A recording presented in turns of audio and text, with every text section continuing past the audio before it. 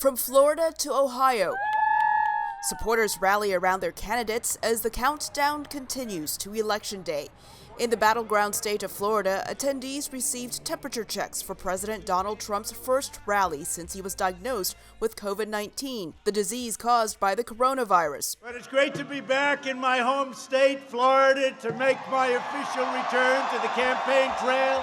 In actions and words, Trump addressed his recovery from COVID-19. Now they say I'm immune. I feel so powerful. I'll walk into that audience. I'll walk in there, I'll kiss everyone in that audience. The science is unclear on immunity to COVID-19. But in quite a different type of gathering in Ohio, Democratic presidential candidate Joe Biden criticized Trump's handling of his illness. Just reckless personal conduct since his diagnosis as well has been unconscionable.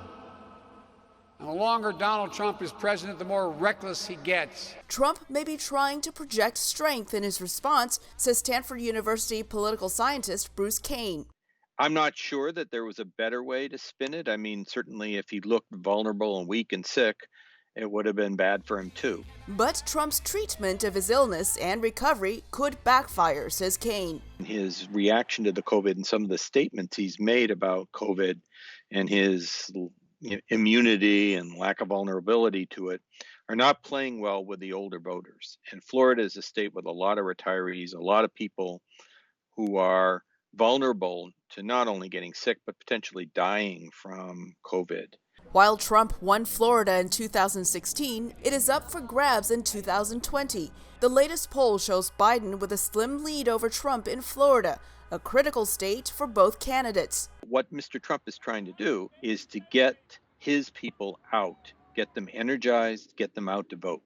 Because if he can get white male voters in particular to show up in big numbers, he can offset some of the losses that he's had among women and among older voters. The emphasis of the Biden campaign is essentially make sure you don't make the same mistakes that Hillary did. I want to thank the Hispanic Americans. Latinos, projected to be the nation's largest group of ethnic minority voters, will be a factor in the election.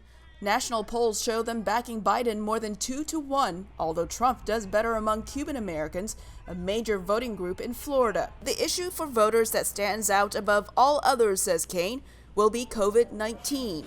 And Americans will cast their ballots to show who they want at the helm as the country fights the disease. Elizabeth Lee, VOA News.